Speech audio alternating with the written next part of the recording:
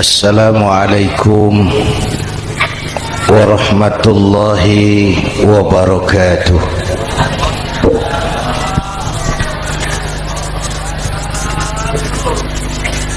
Alhamdulillahi wa kafa, wassalatu wassalamu ala Sayyidina Muhammadin al-Mustafa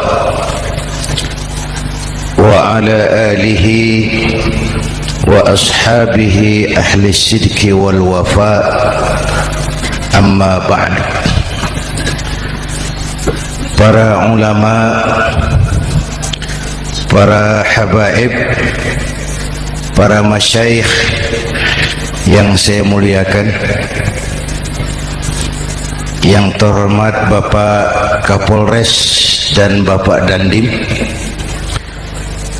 Sahibul Bait, segenap keluarga besar Pondok Pesantren Raudhatul Muta'allimin Al-Aziziyah, bapak-bapak, ibu-ibu, hadirin hadirat ma'asyiral muslimin yang saya cintai. Saya bersyukur dapat menghadiri haflah Maulidin Nabiil Karim, dan saya bangga dan terharu dengan keberadaan Pondok Pesantren Raudhatul Muta'allimin Al-Aziziyah ini. Sekarang ini banyak orang bisa memberi contoh, tapi sedikit orang bisa menjadi contoh. Memberi contoh itu mudah, tapi menjadi contoh itu yang sulit. Oleh karena itu, pada kesempatan ini kita ingin mengambil contoh bagaimana Rasul melaksanakan perjuangan. Apa modal utamanya? Saya sampaikan 3 sajalah, mudah-mudahan selesai 10 menit. Yang pertama, modal utama perjuangan baginda Rasul adalah akhlakul karimah. Memperbaiki akhlak dengan akhlak.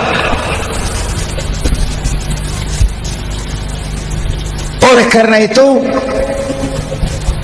Suramadu sudah selesai. Dari dan ke Madura jadi lebih mudah. Bahkan Madura akan jadi daerah industri. Tetapi yang kita ingin, Madura tetaplah Madura. Akhlak tidak boleh berubah. Zaman boleh berubah, akhlak tidak. Masa boleh berganti, tapi keyakinan tidak boleh mati. Nah, soalnya adalah kepada siapa kita harus berakhlak. Kita itu kan harus berakhlak kepada dua. Kita harus berakhlak pertama kepada Allah. Ini yang terpenting. 13 tahun Rasul berjuang di Mekah hanya memperbaiki akhlak kepada Allah, menanamkan tauhid, meluruskan akidah, membangun keyakinan. 13 tahun di Mekah itu. Dengan perhitungan, kalau fondasi kuat, bangunan aman. Kalau fondasi melenceng, bangunan bengkok. Kalau fondasi rapuh, bangunan runtuh. Bangunan bagaimana fondasinya? Orang hidup bagaimana imannya? Kekuasaan dan jabatan baru ada manfaatnya kalau dipegang tangan orang beriman. Kalau tidak, yang muncul Fir'aun. Harta baru terasa manfaatnya kalau dipegang tangan orang beriman. Itulah sebabnya bangsa kita ini bukan cuma perlu orang pintar, kita perlu orang benar. Bahkan di masyarakat lebih baik benar tidak terlalu pintar ketimbang pintar tapi tidak benar.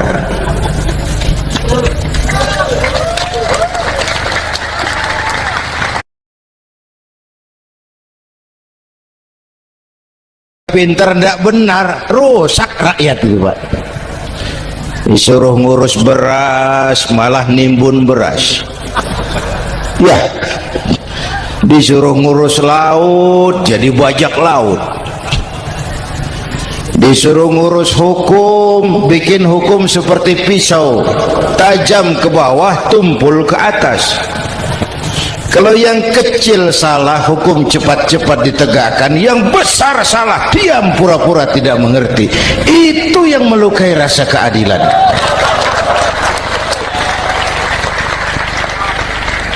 Mulai dari akhlak kepada Allah. Bagaimana cara berakhlak kepada Allah? Caranya dua. Pertama, jangan menyekutukannya dengan sesuatu pun. Yang kedua, jangan menyembah kecuali hanya kepadanya. Itu akhlak kepada Allah. Konsisten, disiplin. Saya bersaksi tiada Tuhan selain Allah, maka saya tidak akan menyembah kecuali hanya kepada Allah. Saya tidak akan takut kecuali hanya kepada Allah. Saya tidak akan minta tolong kecuali hanya kepada Allah. Saya tidak akan melarikan persoalan kecuali hanya kepada Allah. Saya bersaksi Nabi Muhammad utusan Allah, Nabi terakhir. Tidak ada Nabi sesudah Nabi Muhammad. Harga mati, titik. Disiplin. Ada yang mengaku jadi Nabi, wajib tidak percaya. Disiplin. Sekarang ini kan bangsa kita disiplinnya lemah. Korupsi agak sulit diberantas karena pejabat kita takut atasan tapi nggak takut Tuhan.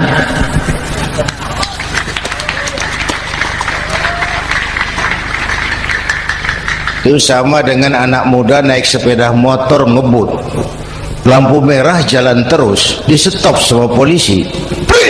Iya Pak. Minggir. Siap. SIM ada Pak. SNK ada Pak. Tahu kau lampunya merah? Tahu Pak. Kenapa lewat terus? Saya nggak tahu, ada Bapak. Itu disiplin kita. Tenang benar jawabnya, kayak orang nggak salah itu.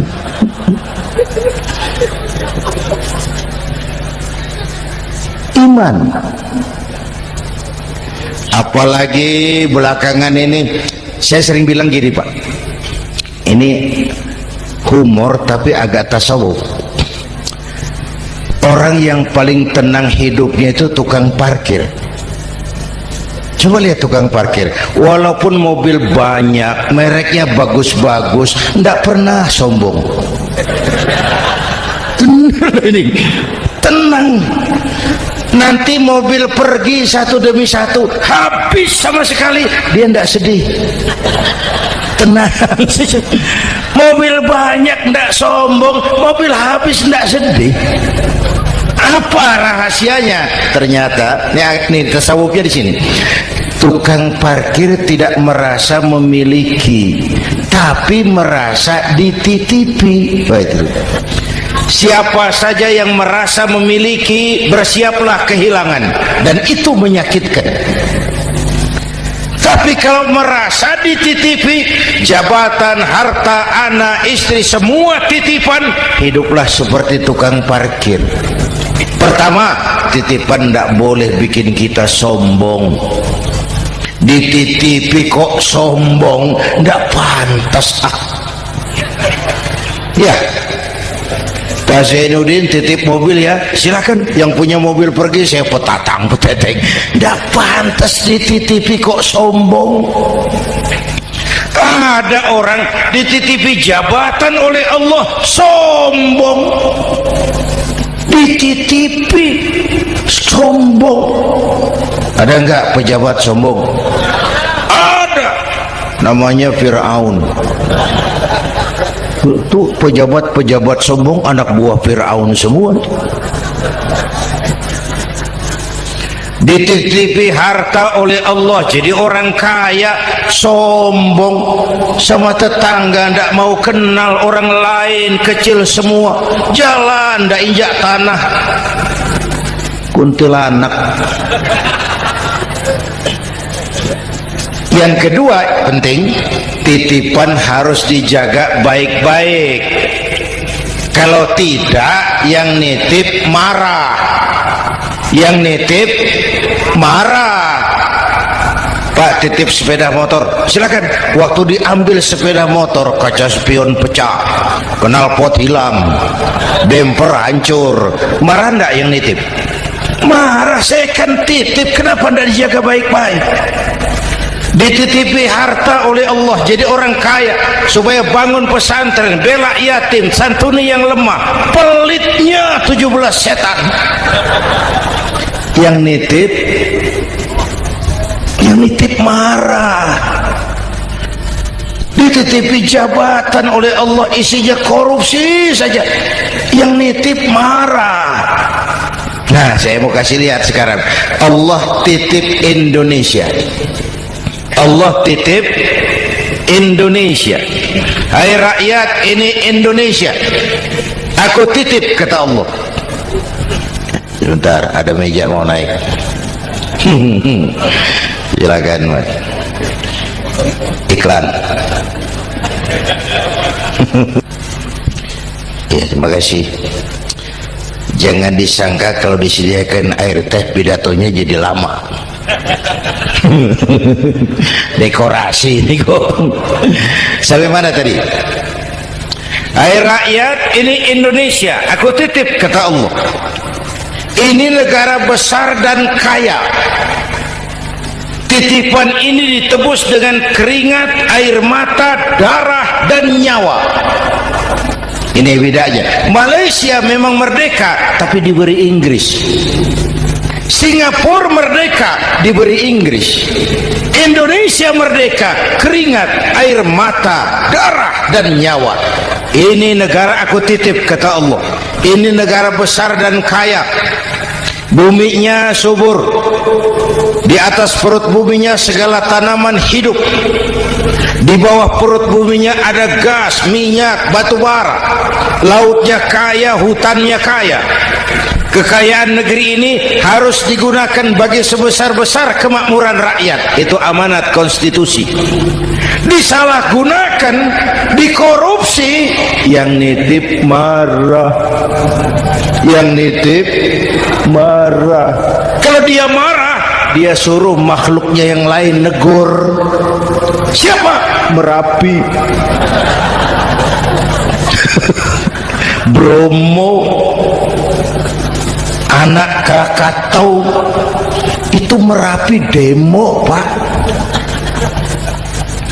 Kalau kita rakyat demo, anak buahnya Pak Danres turun. Tapi kalau Merapi demo, siapa yang mau ngatasi? Mbah Marijan.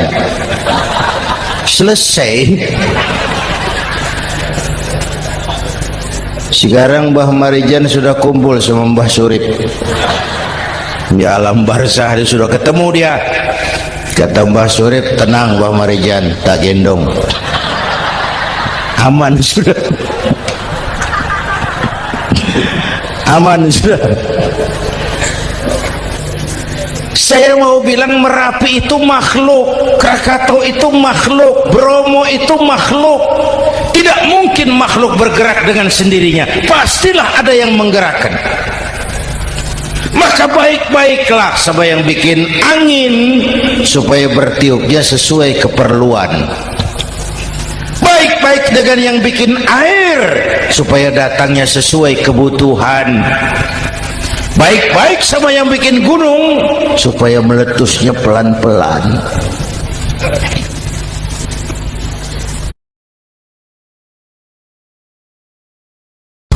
Bapak Ibu hadirin yang saya hormati, menjaga titipan.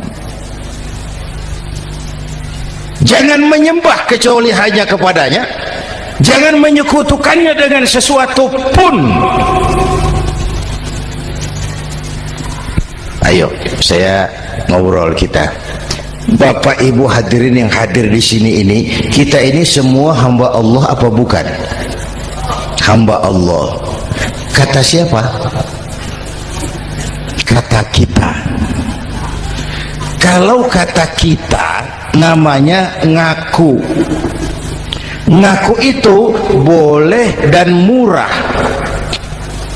Apa diakui? Kita belum tahu. Ya, kan baru kata kita itu. Dan tidak otomatis kalau kita bilang saya ini hambamu ya Allah, lalu Allah jawab iya ya. Tidak, wong itu kan kata kita.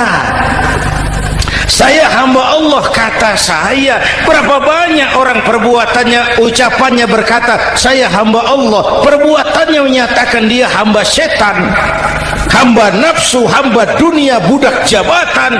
Tidak sesuai ucapan dengan perbuatan. Jadi hamba Allah itu nggak mudah, digojlok, diuji. Coba lihat, yang jelas diakui sebagai hamba itu baru satu yang kita peringati ini, baginda Nabi. Allah mengakui kapan? Waktu menceritakan Isra dan Mi'raj. Apa yang dipakai kalimat? Subhanallazi asra bi'abdi. Maha suci Allah yang telah menjalankan hambanya. Hambanya Muhammad itu hambaku, aku jalankan dia. Allah mengakui. Kapan kalimat ini turun? Setelah Nabi digojlok, ditempa, digembleng, diuji, difitnah, dicaci maki, dilontari kotoran unta, sahabat-sahabatnya dibantai. Lolos, Muhammad betul-betul hambaku. Ayo Isra Muhammad. Subhanallazi asra bi'abdi, hambaku. Jadi kalau mau jadi hamba Allah ya diuji, digojlok, digembleng. Nah, mari kita lihat kehambaan baginda Nabi. Orang yang paling bersih hatinya Rasulullah. Orang yang paling baik akhlaknya Rasulullah. Orang yang dosanya sudah mendapat jaminan ampun Rasulullah. Tapi Rasulullah kalau sholat malam bengkak kakinya karena rajin sujud. Hati bersih, akhlak terbaik, dosa sudah diampuni. Tapi kalau sholat malam kakinya bengkak karena rajin sujud. Saya tahu di sini juga banyak yang kakinya bengkak. Cuma urusannya apa? Itu urusan masing-masing. Pada tingkat seperti itu Rasulullah, saya perlu Allah, saya perlu Allah, saya perlu Allah. Yang 100 tahun kita bangun selesai oleh gempa 3 menit. Ya. Yang 100 tahun kita bangun ternyata selesai oleh gempa 3 menit. Kita perlu Allah. Kita perlu Allah. Makanya musibah itu kan kalau menimpa orang baik-baik namanya ujian. Kalau menimpa orang setengah baik itu paru-paru yang bikin malaikat bingung. Sholat rajin, maksiat tekun, baca Quran mau, fitnah orang hobi, ngaji nyolong jalan terus. Untung di sini nggak ada yang begitu. Di Jakarta banyak. Di sini insya Allah sama. Jakarta. Orang separuh-separuh seperti itu kalau dapat musibah itu namanya teguran, bukan ujian. Kenapa ditegur? Lalai. Nah, kalau orang jahat dapat musibah, itu namanya persekot. Uang muka tanda jadi. Kontannya nanti di akhirat. Kalau diuji, bukan saja harus sabar, tapi harus lulus. Kalau ditegur, introspeksi, perbaiki yang kurang, kurangi yang memang berlebihan. Bertali-tali, bersambung-sambung musibah ini. Dan musibah kalau datang tidak pernah memilih, tidak pernah memilih. Bapak Ibu hadirin yang saya muliakan, jadi mari yang pertama jaga akhlak kita kepada Allah. Jangan menyekutukannya dengan sesuatu pun, jangan menyembah kecuali hanya kepadanya. Sekarang kan musim entertain, orang pandai membangun pencitraan, orang pinter bikin bungkusan.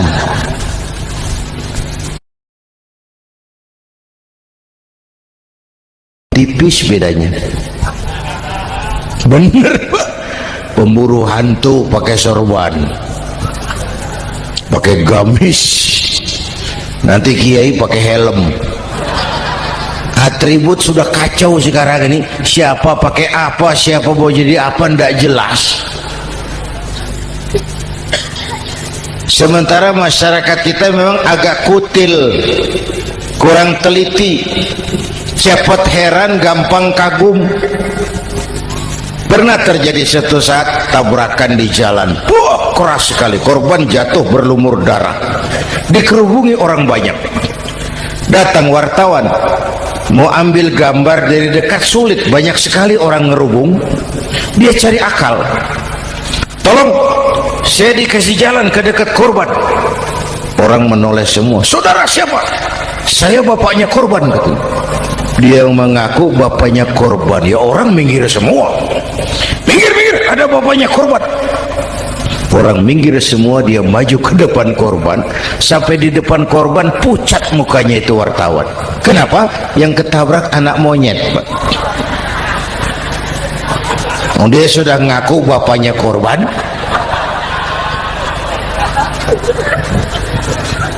Ini cerita pendek tapi pesannya dalam. Kalau belum kenal benar jangan cepat-cepat ngakui. Ya. Rakyat harus cerdas sekarang ini. Emas pasti kuning. Benar itu? Apa semua yang kuning pasti emas? Udah cerdas lah itu. Hati-hati, ini jangan pencitraan. Orang pandai bikin bungkusan. Oleh karena itu kita juga harus punya filter supaya tidak hanyut oleh kedangkalan-kedangkalan pencitraan itu. Satu itu akhlak kepada Allah. Yang kedua, kepada siapa kita berakhlak? Kepada sesama manusia. Kepada sesama manusia itu siapa? Pertama, sesama muslim.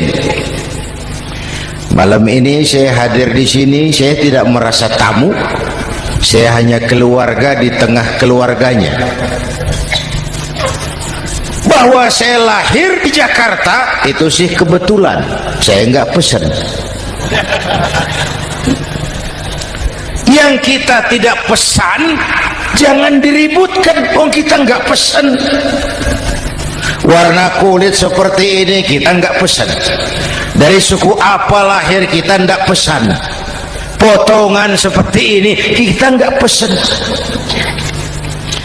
Islam membebaskan manusia dari ras diskriminasi.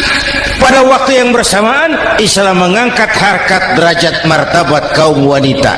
Ini kasihan dari tadi nggak diajak ngomong nih. Pada waktu yang bersamaan Islam mengangkat harkat derajat martabat kaum wanita. Tuh, ibu-ibu mestinya lebih terima kasih sama Rasulullah. Sebelum Rasulullah datang, nasib perempuan menyedihkan, dilecehkan, harganya murah. Sebelum Rasulullah datang, murah. Sebelum Rasulullah datang, murah. Coba lihat wanita sebelum Islam, sedih, dilahirkan hanya untuk melahirkan, alat pemuas nafsu. Kalaupun berperan, peranannya cuma segitiga, dapur sumur kasur, kasur sumur dapur, putar-putar di situ saja. Tidak usah di Arab, dunia. Di Jawa, raja-raja Jawa sebelum kenal Islam seenaknya ngumpuli perempuan kan, selirnya yang 30, 50. Sultan-sultan di Turki piara harem ratusan orang perempuan. Kaisar terakhir dinasti Ming Cina bangun istana 1000 kamar, istrinya 1000. Innalillahi wa inna. Itu saya cuma pikir, raja kalau istrinya 1000, kapan pakai kolor itu raja?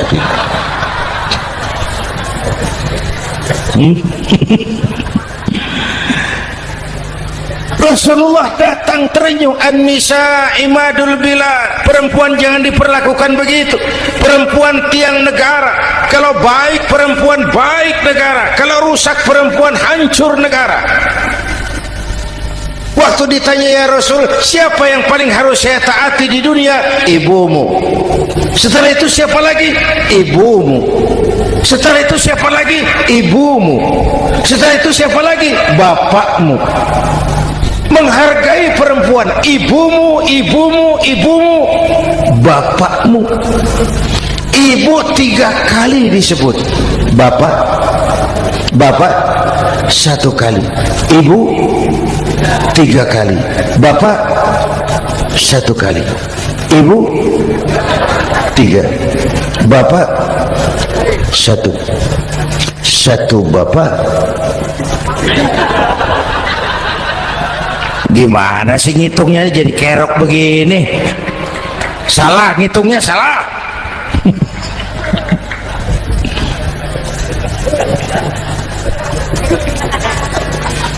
Lalu dicairkan kehidupan kemasyarakatan di masjid. Masya Allah, masjid itu pendidikan demokrasi betul. Pertama, siapapun masuk masjid copot sandal, buka sepatu. Benar itu. Ini masyarakat yang mau kita bangun. Tidak ada warga negara kelas 1, semua sama. Lurah masuk masjid buka sepatu, Camat masuk masjid buka sepatu, mat. Gubernur masuk masjid buka sepatu, Nur. Nikmatnya masyarakat masjid. Nikmatnya masyarakat masjid. Coba, binatang saja harganya tidak sama toh. Sapi yang mahal, yang gemuk, betul. Karena harga sapi pada dagingnya. Makin gemuk sapi, makin mahal harganya. Tapi ada burung perkutut lebih mahal dari sapi, padahal dagingnya sedikit, betul. Kenapa harganya lebih mahal dari sapi? Harga perkutut suaranya. Di mana harga manusia yang paling gemuk? Silahkan bersaing dengan sapi. Maaf.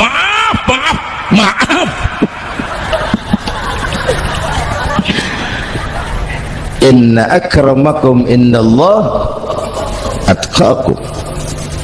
Masyarakat masjid sudah coba sandal, buka sepatu, sudah masuk ke dalam sholat berjamaah. Kalau sudah ke dalam sholat berjamaah, tidak pernah kita usil dari mana orang datang. Yang penting kemana dia menghadap. Itu masyarakat masjid. Dari mana kamu? Dari kidul, Pak, madhab ngulon. Kamu dari mana? Dari lor, Pak, madhab ngulon. Kamu dari mana? Dari kulon, madhab ngulon juga. Ini kan konsep Bhinneka Tunggal Ika. Dari manapun orang datang, apapun warna kulitnya, dari suku apapun ia dilahirkan, kalau akidahnya sama, itu saudara kita. Lalu sholat berjamaah. Habis itu hidup bermasyarakat, berbangsa dan bernegara. Harus ada imam, harus ada makmum. Kenapa? Ini saya harus agak hati-hati ya, pakai sarung angin ini. Punya sarung sobek, ditambal dengan syafaat. Lah kalau tidak ada sarung, apa yang mau ditambal? Ya. Nah, mudah-mudahan kita semua mendapat rahmat Allah dan mendapat syafaatnya Rasulullah Sallallahu Alaihi Wasallam. Bapak Ibu hadirin, sudah 7:30 lewat 4 jam. Saya pun kangen, tapi hari sudah larut. Insya Allah lain kesempatan kita jumpa lagi. Terima kasih kepada Al-Mukarramun, para ulama, para habaib, pengasuh pesantren Raudhatul Muta'allimin Al-Aziziyah.